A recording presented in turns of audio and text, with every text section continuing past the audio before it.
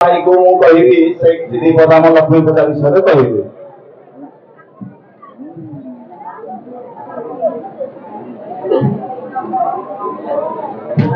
आज पवित्र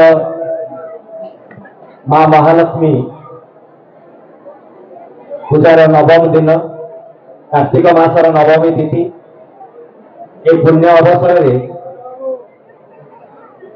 लड़ू नीलाम कार्यक्रम उपस्थित मान्यवर विधायक छेन्नीपदा महोदय तथा मंचासीन समस्त अतिथि एवं उपस्थित समस्त ए अंचल माँ भाई भौणी माने समस्त आज शुभ अवसर मो तरफ हार्दिक अभिनंदन तथा नमस्कार समस्त समस्त आज मां महालक्ष्मी एति प्रार्थना करी समस्ते निज जीवन रे निरोग तथा सुस्थ रही शांतिपूर्ण जीवन यापन करंतु एवं निजर अभिलाष पूरण दिगरे से ब्रती हुअन्तु। मो ए लड़ू नीलाम कार्यक्रम आमर जिते गोल्डन जुबली होता से समय उपस्थित थी गत वर्ष एवं आज उपस्थित रही यहाँ मोर सौभाग्य एवं मां महालक्ष्मी का आशीर्वाद बोली मन करे। तेरे ए लड़ू नीलाम कार्यक्रम आपण मैंने समस्त एपर्यंत धैर्य सह अपेक्षा कर लड़ू नीलाम बा लड़ू जे ने महालक्ष्मी जी से सुपुत्र जे आज ने लड़ू को यहाँ गोटे आमर प्रवाद अच्छी लोककथा अच्छी जे महालक्ष्मी आशीर्वाद सब रहे तेणु समस्ते आग्रह सहित अपेक्षा करते आज दिनटी को जे केते लड़ू नीलाम हम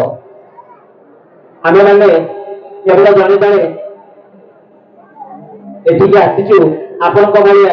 अतिथि भाव आसीचु आपण मैंने भी आमर अतिथि आम भी आसीचु जड़े जड़े अतिथि भाव केवल लड़ू नीलाम कार्यक्रम टाक संचालन करने तेरे जो भाग्यवान व्यक्ति ए लड़ू को नीलाम सूत्र ने महालक्ष्मी आशीर्वाद सब रहू ये मु कामना करी।